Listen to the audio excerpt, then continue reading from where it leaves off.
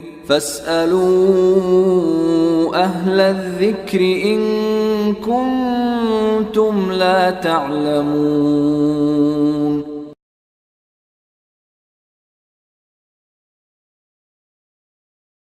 السلام عليكم ورحمة الله وبركاته.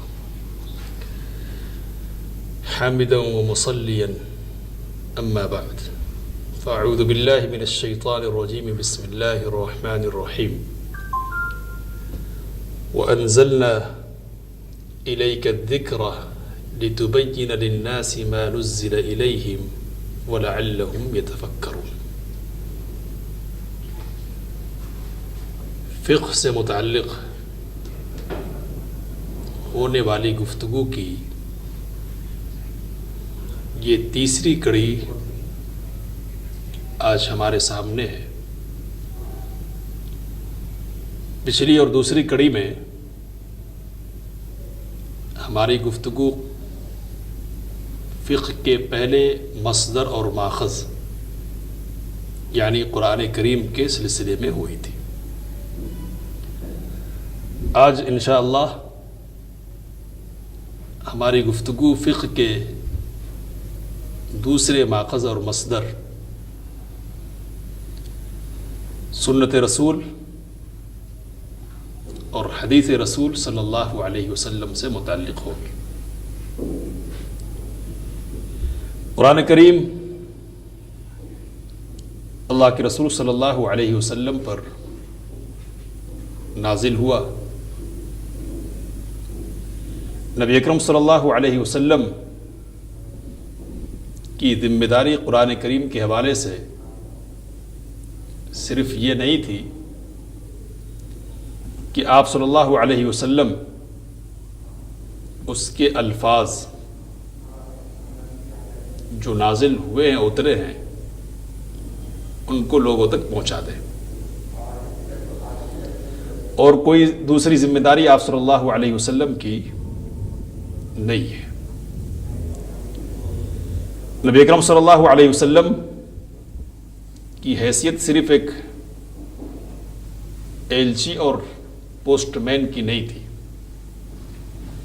بلکہ آپ صلی اللہ علیہ وسلم کی ذمہ داری قرآن کریم کے الفاظ کو سنانے اور پہنچانے کے ساتھ ساتھ لفظی اور عملی طور پر قرآن کریم کے الفاظ کی تشریح و تفسیر کی بھی تھی.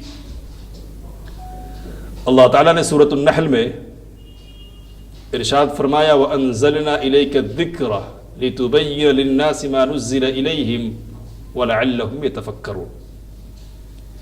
اور اے نبی صلی اللہ علیہ وسلم، ہم نے آپ کی طرف ذکر کو اتارا ہے تاکہ آپ لوگوں کے لیے ان باتوں کی وضاحت کر دے جو ان کی طرف اتاری گئی ہیں، اور شاید وہ خود بھی غور و فکر کرے. نبی اکرم صلی اللہ علیہ وسلم قرآن کریم کے الفاظ کو سنانے کے ساتھ ساتھ اس کی وضاحت کی ذمہ داری بھی ادا فرماتے تھے. قرآن کریم کی ایسی بہت ساری آیات ہیں کہ جن کو سمجھنے کے لیے نبی محترم صلی اللہ علیہ وسلم کی حدیث کا سامنے ہونا ضروری ہے. اگر ان کو سمجھنے کے لیے نبی اکرم صلی اللہ علیہ وسلم کی احادیث کا سہارا نہ لیا جائے تو ان کو سمجھنا اور ان پر عمل پیرا ہونا ممکن نہیں ہے.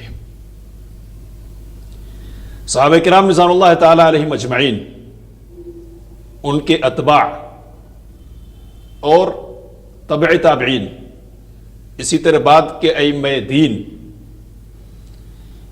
اس بات کو بخوبی سمجھتے تھے اور اس بات کا عقیدہ رکھتے تھے کہ قرآن کریم کو نبی اکرم صلی اللہ علیہ وسلم کی حدیث کے بغیر سمجھا نہیں جا سکتا ہے. امام خطیب بغدادی رحمۃ اللہ علیہ نے اپنی کتاب الکفایہ میں اور امام ابن عبد البر رحمۃ اللہ علیہ نے اپنی کتاب جامع بیان العلم میں واقعہ نقل کیا ہے کہ صحابی رسول سیدنا عمران بن حسین رضی اللہ تعالی عنہ اپنے ساتھیوں کے ساتھ بیٹھے ہوئے تھے کہ ایک شخص ان کے پاس آیا اور کہنے لگا کہ آپ ہم سے صرف قرآن بیان کریں۔ حضرت عمران بن حسین رضی اللہ تعالی عنہ نے اس سے فرمایا کہ قریب آ جاؤ۔ جب وہ قریب آ کر بیٹھ گیا تو عمران بن حسین رضی اللہ تعالی عنہ کہنے لگے کہ اگر تمہیں اور تمہارے ساتھیوں کو صرف قرآن مجید کے حوالے کر دیا جائے تو یہ بتلاؤ کہ قرآن مجید میں یہ کہاں پاؤ گے کہ ظہر کی 4 رکعتیں ہیں، عصر کی 4 رکعتیں ہیں اور مغرب کی 3 رکعتیں، اور شروع کی 2 رکعت میں صرف سورہ فاتحہ کی تلاوت کرنی ہے، اور اگر تمہیں صرف قرآن مجید کے سہارے چھوڑ دیا جائے تو قرآن کریم میں تم یہ بات کہاں پاؤ گے کہ خانہ کعبہ کے طواف کے 7 چکر ہیں اور صفا و مروہ کی سعی اور دوڑ کے بھی 7 چکر ہیں۔ پھر سیدنا عمران بن حسین رضی اللہ تعالی عنہ فرمانے لگے ای قومی خذوا عنا فإنکم واللہ الا تفعلوا لتضلن۔ اے لوگو ہم سے حدیث حاصل کر لو، سیکھ لو، اس لیے کہ قسم ہے اللہ کی اگر تم نے ایسا نہیں کیا تو تم گمراہ ہو جاؤ گے۔ میرے بھائیوں، میرے بزرگوں، اس واقعے سے یہ بات بالکل واضح ہے کہ صحابی رسول صلی اللہ علیہ وسلم کا یہ موقف تھا کہ قرآن مجید کو سمجھنے کے لیے نبی اکرم صلی اللہ علیہ وسلم کی احادیث کا ساتھ ہونا ضروری ہے۔ امام شعرانی نے اپنی کتاب مقدمہ میزان میں لکھا کہ امام ابو حنیفہ رحمۃ اللہ علیہ اپنے شاگردوں کو درس دے رہے تھے کہ ایک آدمی آیا اور کہنے لگا کہ ان حدیثوں کو چھوڑیے۔ امام ابو حنیفہ رحمۃ اللہ علیہ نے اسے ڈانٹا اور فرمایا لولا السنہ ما فہم احد منا القرآن، اگر سنت نہیں ہوتی، نبی اکرم صلی اللہ علیہ وسلم کی حدیث نہیں ہوتی تو ہم میں سے کوئی بھی شخص قرآن کو نہیں سمجھ پاتا۔ قرآن کریم کو سمجھنے کے لیے، اس کو عملی طور پر اپنانے کے لیے حدیث کو سامنے رکھنا ضروری ہے۔ حدیث کی بنیاد پر ہی قرآن کریم کو سمجھا جا سکتا ہے۔ وہ لوگ جو یہ چاہتے کہ عملی اسلام سے اپنا دامن صاف کر لے، عمل سے ان کو کوئی واسطہ نہیں رہ جائے اور صرف لفظی اسلام ان کے پاس ہو، وہ اسلام کے دعوے دار تو رہے لیکن اسلامی احکام کی پاسداری ان کو کرنا نہیں پڑے، یا وہ لوگ جو یہ چاہتے کہ عملی طور پر اس دنیا میں اسلام کا وجود نہیں رہے، وہ اس بات کی کوشش کرتے ہیں اور ان کی طرف سے یہ شوشہ چھوڑا جاتا ہے کہ قرآن کریم کو سمجھنے کے لیے نبی اکرم صلی اللہ علیہ وسلم کی حدیث کی کوئی ضرورت نہیں ہے۔ قرآن کریم مکمل کتاب ہے اور یہ مکمل کتاب ہماری پوری رہنمائی کرتی ہے، اس لیے ہمیں کسی اور چیز کی ضرورت نہیں ہے۔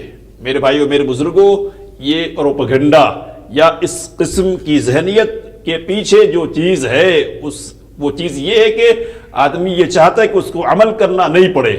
اس کو معلوم ہے کہ اگر حدیث نہیں ہوگی، نبی اکرم صلی اللہ علیہ وسلم کے سنن نہیں ہوں گے، قرآن کریم کے ساتھ ان کو جوڑا نہیں جائے گا تو پھر عملی طور پر کچھ کرنے کے لیے نہیں رہ جائے گا، صرف لفاظیہ ہوں گی۔ تو جو لوگ لفاظیہ کرنا چاہتے ہیں اور عملی اسلام کو اس دنیا سے دور کر دینا چاہتے ہیں، ان کی طرف سے یہ سازش ہے اور کوشش ہے کہ قرآن کریم کو اکیلا کر دیا جائے، جبکہ نبی اکرم صلی اللہ علیہ وسلم نے واضح طور پر فرمایا کہ قرآن اور سنت دونوں ساتھ ساتھ اس دنیا میں رہنے والے ہیں اور یہ دونوں ایک ساتھ حوض کوثر پر ہمارے ساتھ پہنچیں گے. یہ دونوں چیزیں میرے بھائیوں میرے بزرگوں، نبی اکرم صلی اللہ علیہ وسلم کی جو احادیث ہیں ان کی صرف یہ حیثیت نہیں ہے کہ وہ قرآن کریم کی تشریح اور توضیح کرتی ہے، بلکہ علماء نے خصوصی طور پر علامہ ابن القیم رحمۃ اللہ علیہ نے اپنی کتاب میں نقل کیا ہے کہ نبی اکرم صلی اللہ علیہ وسلم کی احادیث کی 3 قسمیں. نبی اکرم صلی اللہ علیہ وسلم کی احادیث 3 قسم کی ہیں. پہلی قسم کی وہ احادیث ہیں کہ جن میں وہی باتیں کہی گئی ہیں جو باتیں قرآن کریم میں کہی گئی ہیں، گویا کہ یہ قرآنی مضامین کی تاکید کرتی ہے، انہی کو پختہ اور مستحکم کرتی ہے. مثال کے طور پر قرآن کریم نے اگر یہ کہا کہ نماز قائم کرو تو ایسی بہت ساری احادیث ہم کو ملیں گی کہ جن کا مضمون اور مفہوم یہ ہوگا کہ نماز قائم کرنا چاہیے. یہ پہلی قسم کی احادیث ہیں اور روایات ہیں. دوسری قسم کی احادیث وہ ہیں جو نبی اکرم صلی اللہ علیہ وسلم کی طرف سے لفظی طور پر یا عملی طور پر قرآن کریم کے الفاظ کی تشریح اور توضیح کرتی ہیں. قرآن کریم میں کوئی بات عام ہے، حدیث کے ذریعے سے اس کی تخصیص ہو جاتی ہے. قرآن کریم میں کوئی چیز مجمل انداز میں بیان کی گئی ہے، نبی اکرم صلی اللہ علیہ وسلم کی حدیث اس کی تفصیل بیان کر دیتی ہے وغیرہ. اس کو سمجھنے کے لیے بہت ساری مثالیں ہمارے سامنے ہیں. ایک مثال میں آپ کے سامنے عام مثالوں سے ہٹ کر رکھتا ہوں کہ نبی اکرم صلی اللہ علیہ وسلم نے چور کے ہاتھ کاٹنے کے سلسلے میں جو آیت نازل ہوئی ہے وہ مطلق ہے. اللہ تعالیٰ نے کہا والسارق والسارقۃ فاقطعوا ایدیہما، چوری کرنے والا مرد ہو یا چوری کرنے والی عورت ہو، دونوں کے ہاتھ کاٹ دیے جائیں گے. قرآن کریم نے مجمل طور پر یہ بات کہی کہ ہاتھ کاٹا جائے گا، لیکن ہاتھ کاٹنے کی مقدار کیا ہوگی، کس حد تک ہاتھ کاٹا جائے گا، اس کی کوئی تفصیل نبی اکرم قرآن کریم میں موجود نہیں ہے. اسی طرح کتنا مال ہوگا کہ جس کی چوری پر ایک آدمی اس سزا کا مستحق ٹھہرے گا، قرآن کریم میں اس کی بھی تفصیل موجود نہیں ہے. کیسے معلوم ہوگا اور کیسے متعین ہوگا؟ تو نبی اکرم صلی اللہ علیہ وسلم کی حدیث اس کو متعین کرتی ہے. نبی اکرم صلی اللہ علیہ وسلم نے ارشاد فرمایا تقطع ید السارق فی ربع دینار، سارق یعنی چوری کرنے والے کا ہاتھ ربع دینار، 1/4 دینار کی چوری پر کاٹا جائے گا. اور پھر نبی اکرم صلی اللہ علیہ وسلم نے ہاتھ کس حد تک کاٹا جائے گا اس کی بھی وضاحت فرما دی کہ ہاتھ کاٹنے کا یہ عمل کلائی کی حد تک ہوگا، کلائی سے ہاتھ کاٹا جائے گا، پورا کا پورا ہاتھ نہیں کاٹا جائے گا. تو یہ ایک مثال ہے. نماز ہے جس کی مثال پیچھے گزر چکی ہے حضرت عمران بن حسین رضی اللہ تعالی عنہ کے حوالے سے. حج ہے، اس کی مثال بھی حضرت عمران بن حسین رضی اللہ تعالی عنہ کے حوالے سے گزر چکی ہے. اسی طرح زکوٰۃ ہے. ان ساری چیزوں کے سلسلے میں قرآن کریم میں فرضیت سے متعلق بات ہے اور تھوڑی بہت تفصیلات رکھی گئی ہے، لیکن مکمل تفصیل کب فرض ہوگی زکوٰۃ، کتنے مال پر فرض ہوگی اور کتنا مال بطور زکوٰۃ نکالنا ہوگا، یہ ساری تفصیلات نبی اکرم صلی اللہ علیہ وسلم کی احادیث کے بغیر ہم کو سمجھ میں نہیں آنے والی ہے. اس لیے اگر قرآن کریم کو سمجھنا ہے تو نبی اکرم صلی اللہ علیہ وسلم کی احادیث کا سہارا لینا پڑے گا. یہ دوسری قسم کی روایات ہیں. تیسری قسم کی روایات وہ ہیں کہ جن کے سلسلے میں علماء یہ کہتے ہیں کہ یہ نہ قرآن کریم کی تائید کرنے والی ہیں نہ قرآن کریم کی تشریح کرنے والی ہے. ان کی حیثیت قرآن کریم میں کے احکام میں مزید اضافہ کرنے کی ہے. یعنی ان کے ذریعے سے بعض ایسے احکام سامنے آتے ہیں کہ جو احکام قرآن کریم میں موجود نہیں ہے. مثال کے طور پر نبی اکرم صلی اللہ علیہ وسلم نے ارشاد فرمایا کہ ایک عورت اور اس کی پھوپھی کو، ایک عورت اور اس کی خالہ کو ایک نکاح میں جمع نہیں کیا جا سکتا. قرآن کریم نے یہ تو کہا ہے کہ 2 بہنوں کو ایک نکاح میں جمع نہیں کیا جا سکتا، لیکن قرآن کریم میں یہ حکم موجود نہیں ہے کہ ایک عورت اور اس کی پھوپھی یا ایک عورت اس کی خالہ کو ایک ساتھ نکاح میں کیا جائے. اس کی تفصیل موجود نہیں ہے. نبی اکرم صلی اللہ علیہ وسلم نے اس کی تفصیل کی. تو یہ قرآن کریم سے بڑھ کر اور اضافی طور پر ایک حکم ہے جو نبی اکرم صلی اللہ علیہ وسلم نے صادر فرمایا ہے. میرے بھائیوں میرے بزرگوں، قرآن کریم کی تائید کرنے والی جو احادیث ہیں نبی اکرم صلی اللہ علیہ وسلم کی، ان کے سلسلے میں لوگوں کو کوئی پریشانی نہیں ہے اور عمومی طور پر اس کو قبول کرتے ہیں۔ اسی طرح تشریح کرنے والی جو روایات ہیں ان کو بھی لوگ بہت حد تک مانتے ہیں۔ اس تیسری قسم کی جو روایت ہے، تیسری قسم کی جو روایات نبی اکرم صلی اللہ علیہ وسلم سے ثابت ہیں، ان کے سلسلے میں لوگوں کو پریشانی رہتی ہے۔ ہم کو اس پر غور کرنا ہے کہ کیا قرآن کریم نے یا دوسرے لفظوں میں اللہ تعالیٰ نے نبی اکرم صلی اللہ علیہ وسلم کو یہ منصب دیا ہے کہ آپ کسی چیز کو حلال ٹھہرائیں اور کسی چیز کو حرام ٹھہرائیں۔ کچھ ایسی چیزیں بھی آپ صلی اللہ علیہ وسلم کی طرف سے حرام کی جائیں گی جن کی حرمت کا ذکر قرآن کریم میں موجود نہیں ہے، اور کچھ ایسی چیزوں کی کہ حلال ہونے کی بات بھی نبی اکرم صلی اللہ علیہ وسلم کی طرف سے آئے گی جن کی حلال ہونے کی وضاحت قرآن کریم میں موجود نہیں ہے۔ قرآن کریم کے مطالعے سے یہ بات ہمارے سامنے آتی ہے کہ اللہ تعالیٰ نے اپنے نبی محمد صلی اللہ علیہ وسلم کو اس منصب پر فائز فرمایا ہے، اور آپ صلی اللہ علیہ وسلم کو یہ اختیار دیا ہے کہ آپ حلال اور حرام کریں اس چیز کو چاہیں۔ ظاہر سی بات ہے کہ حلت و حرمت کا یہ فیصلہ نبی اکرم صلی اللہ علیہ وسلم کی طرف سے جو ہوگا یہ وحی کی بنیاد پر ہی ہوگا، اس میں کوئی شک نہیں ہے، لیکن قرآن کریم میں اس کا ذکر ہونا ضروری نہیں ہے۔ اللہ تعالیٰ نے سورۃ الاعراف میں نبی اکرم صلی اللہ علیہ وسلم کا تعارف کرواتے ہوئے ارشاد فرمایا وَيُحِلُّ لَهُمُ الطَّيِّبَاتِ وَيُحَرِّمُ عَلَيْهِمُ الْخَبَائِثِ۔ وہ نبی امی جو آئے گا اس دنیا میں وہ دوسرے کام بھی کرے گا، اور دوسرے کاموں کے کرنے کے ساتھ ساتھ وہ پاکیزہ چیزوں کو حلال کرے گا، اور خبیث اور ناپاک قسم کی جو چیزیں ہیں ان کو حرام ٹھہرائے گا۔ میرے بھائیوں، میرے بزرگوں، سمجھنے کی اور غور کرنے کی بات یہ ہے کہ اگر قرآن کریم میں جو چیزیں حرام کر دی گئی ہے انہی کی حرمت کی بات ہے، اور جو چیزیں قرآن کریم میں حلال ہے انہی کی حلت کی بات ہے، انہی کی حلال ہونے کی بات ہے، تو پھر نبی اکرم صلی اللہ علیہ وسلم کے حلال کرنے اور حرام کرنے کا مطلب کیا ہے؟ اس کو تو قرآن کریم نے ہی حلال اور حرام کر دیا ہے۔ اسی طرح قرآن کریم میں نبی اکرم صلی اللہ علیہ وسلم کی اتباع کا حکم دیا گیا ہے۔ اتباع عمل میں ہوتا ہے، اصلاً کسی کو ایک کام کرتے ہوئے دیکھا، جیسا اس نے کیا ہے ویسا ہی ہم کریں گے، یہ عملی طور پر کسی کی نقل کرنے، اس کے قدم سے قدم ملانے کو اتباع کہتے ہیں۔ اس لیے اللہ تعالیٰ کی اتباع نہیں کی جائے گی تو عملی طور پر نبی اکرم صلی اللہ علیہ وسلم کی اتباع کرنی ہے۔ ظاہر سی بات ہے کہ عملی طور پر اتباع کریں گے تو جو عملی اتباع ہوگی نبی اکرم صلی اللہ علیہ وسلم کی وہ کس شکل میں ہوگی؟ قرآن کریم میں جو باتیں آئی ہے انہی کی اتباع تو نہیں ہوگی، نبی اکرم صلی اللہ علیہ وسلم عملی طور پر جو باتیں بتلائیں گے ان کی اتباع ہوگی۔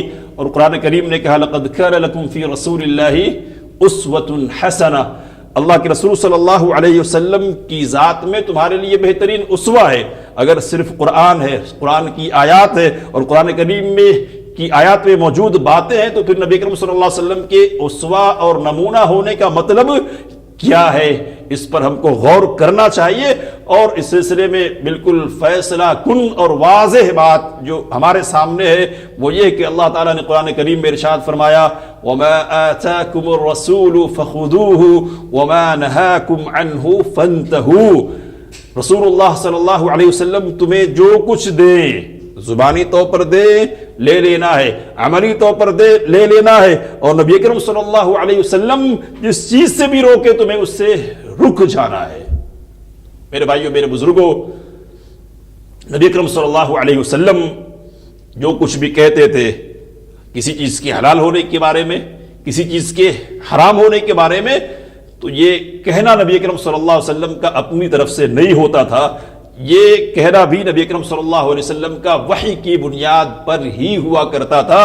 اللہ تعالیٰ نے قرآن کریم میں ارشاد فرمایا، سورۃ النجم کی آیات ہیں کہ وَمَا يَنطِقُ عَنِ الْهَوَىٰ إِنْ هُوَ إِلَّا وَحْيٌ يُوحَىٰ، وہ اپنی خواہش سے کچھ نہیں بولتے، جو کچھ بولتے ہیں وہ وحی ہوتی ہے جو آپ صلی اللہ علیہ وسلم کی طرف کی جاتی ہے۔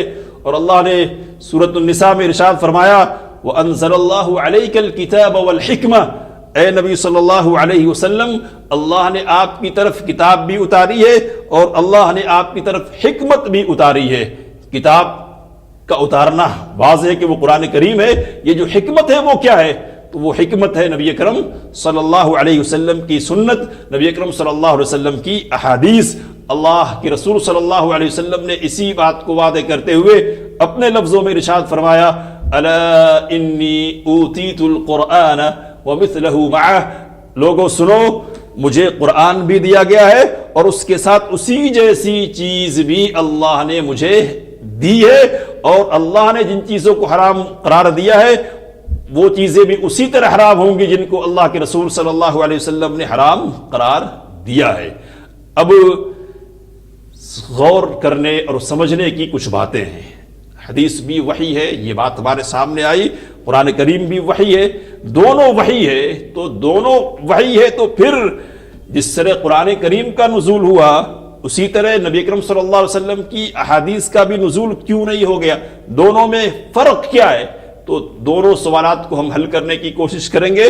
پہلے اس کو سمجھتے ہیں کہ قرآن بھی وحی ہے اور نبی اکرم صلی اللہ علیہ وسلم کی وحی حدیث بھی وحی ہے، تو دونوں کے درمیان فرق کیا ہے؟ علماء نے متعدد فرق بیان کیے۔ پہلی بات یہ ہے اس سلسلے میں کہ قرآن کریم وحی متلو ہے۔ متلو ہونے کا مطلب ہے کہ اس کی تلاوت کے ذریعے سے عبادت کی جائے گی، جبکہ حدیث وحی غیر متلو ہے، یعنی اس کی تلاوت کے ذریعے سے عبادت نہیں کی جا سکتی ہے۔ اسی کو دوسرے لفظوں میں کہتے کہ قرآن کریم وحی جلی ہے اور نبی اکرم صلی اللہ علیہ وسلم کی احادیث وحی خفی ہے۔ یہ پہلا فرق ہے۔ دوسرا فرق علماء نے یہ بیان کیا ہے کہ قرآن مجید پورا کا پورا ہم تک تواتر کے ساتھ پہنچا ہے۔ تواتر کے ساتھ، یعنی ہر زمانے میں لوگوں کی اتنی بڑی جماعت نے قرآن کریم کو آگے بڑھایا ہے، لوگوں تک منتقل کیا ہے کہ ان کا جھوٹ پر متفق ہو جانا عقلی طور پر ممکن نہیں ہے۔ تو یہ تواتر ہے، قرآن مجید پورا کا پورا تواتر کے ساتھ متواتر شکل میں ہم تک منتقل ہوا ہے۔ نبی اکرم صلی اللہ علیہ وسلم کی ساری احادیث کو یہ مقام اور پوزیشن حاصل نہیں ہے۔ نبی اکرم صلی اللہ علیہ وسلم کی احادیث میں کچھ ہیں وہ کہ جن کو تواتر کی حیثیت حاصل ہے، تواتر کے ساتھ وہ ہم تک پہنچی ہے، لیکن بہت ساری احادیث نبی اکرم صلی اللہ علیہ وسلم کی وہ بھی ہیں کہ جو تواتر کے ساتھ ہم تک منتقل نہیں ہوئی ہے۔ یہ دوسرا فرق ہے قرآن مجید میں اور نبی اکرم صلی اللہ علیہ وسلم کی احادیث میں۔ تیسرا فرق یہ ہے کہ قرآن مجید لفظاً اور معناً دونوں اعتبار سے وحی ہے، جبکہ نبی اکرم صلی اللہ علیہ وسلم کی احادیث معنوی طور پر تو وحی ہے، لفظی طور پر وحی نہیں ہے۔ الفاظ رسول اللہ صلی اللہ علیہ وسلم کے ہیں، معنی اللہ تعالیٰ کے ہیں، اللہ تعالیٰ کی طرف سے لفظوں میں نبی اکرم صلی اللہ علیہ وسلم نے ڈھالا ہے اور الفاظ نبی اکرم صلی اللہ علیہ وسلم کے ہیں۔ یہ تیسرا فرق ہے۔ چوتھا فرق علماء نے یہ بیان کیا ہے کہ قرآن کریم معجزانہ کلام ہے۔ معجزانہ کلام یعنی ایسا کلام ہے کہ جس کی مثال کوئی پیش نہیں کر سکتا، اور اس جیسا کلام لانے کی اور پیش کرنے کی صلاحیت کسی میں نہیں ہے۔ قرآن کریم نے ہر ایک کو عاجز کر دیا ہے۔ اس میں کوئی شک نہیں ہے کہ نبی کریم صلی اللہ علیہ وسلم کا کلام بھی بڑی خوبیوں کا مالک ہے، لیکن اعجاز اور معجز ہونے کی جو حیثیت ہے وہ نبی کریم صلی اللہ علیہ وسلم کی حدیث کو حاصل نہیں ہے۔ اس لیے نبی کریم صلی اللہ علیہ وسلم کے نام سے اور آپ صلی اللہ علیہ وسلم کی طرف نسبت کرتے ہوئے حدیث گڑھی جا سکتی ہے۔ یہ چوتھا فرق ہے۔ پانچواں فرق یہ بیان کیا علماء نے کہ حدیث خواب اور بیداری یعنی سونے کی حالت میں اور جاگنے کی حالت میں، دونوں حالتوں میں نازل ہوئی ہے، جبکہ قرآن کریم کا نزول صرف اور صرف بیداری کی حالت میں ہوا ہے۔ چھٹا فرق یہ ہے کہ حدیث کے الفاظ جبرائیل علیہ السلام کے واسطے کے بغیر بھی نازل ہوئے، جبکہ قرآن کریم کے الفاظ حضرت جبرائیل علیہ السلام کے واسطے سے ہی اترے ہیں۔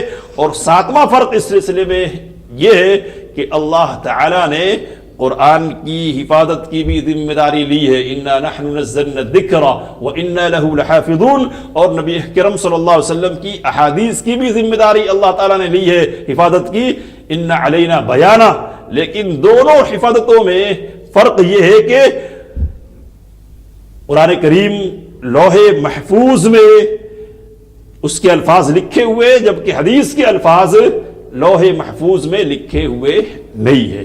یہ دونوں کے درمیان فرق کی بات تھی۔ اب سوال یہ ہے کہ جب دونوں وحی ہے تو دونوں کو ایک طریقے پر کیوں نہیں نازل کیا گیا، ایک کو صرف معنوی طور پر کیوں اتارا گیا؟ تو اس کو بہت موٹے اور سادے انداز میں یاد کرنے کے لیے آسان انداز میں مختصر لفظوں میں یہ سمجھیے کہ اس میں امت کی سہولت ہے، شریعت کی حفاظت ہے اور حجت کی تکمیل ہے، اتمام حجت ہے۔ سہولت امت کی کیا ہے اس میں؟ تو قرآن کریم جو لفظاً اور معناً دونوں اعتبار سے وحی ہے، اس کے لیے یہ شرط ہے کہ اس کے الفاظ ہو بہو یاد کیے جائیں گے، اور معنوی طور پر اس کو یاد کر کے منتقل کرنا، اپنے لفظوں میں اس کو ڈھالنا جائز نہیں ہے۔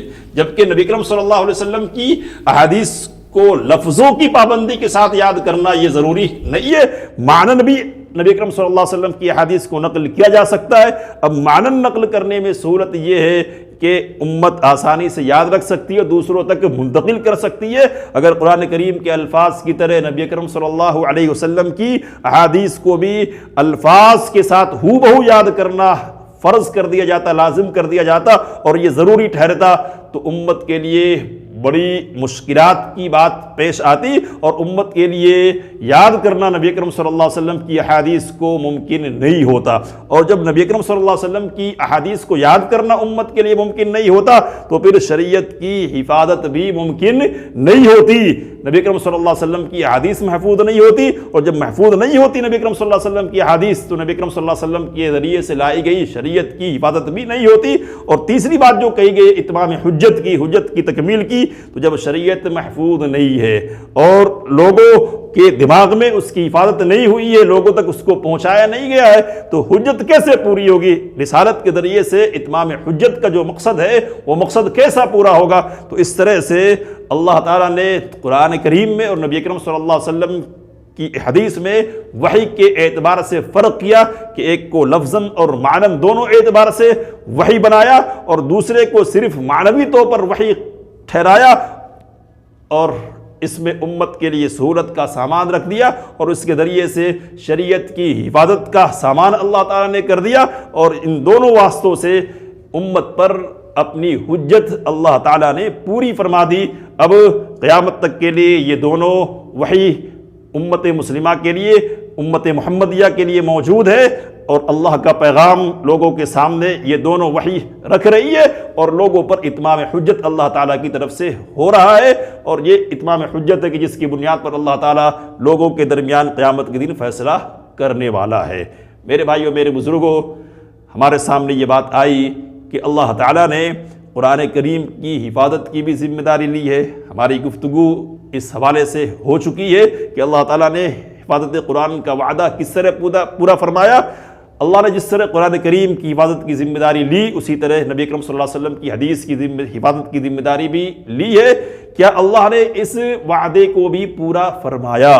یہ بات ہمارے سامنے ہے، اس پر غور کرنا ہے، لیکن اس پر غور کرنے کے لیے تفصیل کی ضرورت ہے انشاءاللہ، اس لیے اس کو ہم اگلی مجلس کے لیے رکھتے ہیں، اور اللہ تعالیٰ سے یہ دعا کرتے ہیں کہ اللہ تعالیٰ ہمیں حدیث کی عظمت کو، اس کے مقام کو سمجھنے کی توفیق عطا فرمائے، اور عملی طور پر اس سے جڑنے اور عملی اسلام دنیا میں لانے کی ہمیں توفیق ارزانی فرمائے۔ آمین وآخر دعوانا ان الحمد للہ رب العالمین، والسلام علیکم ورحمۃ اللہ وبرکاتہ۔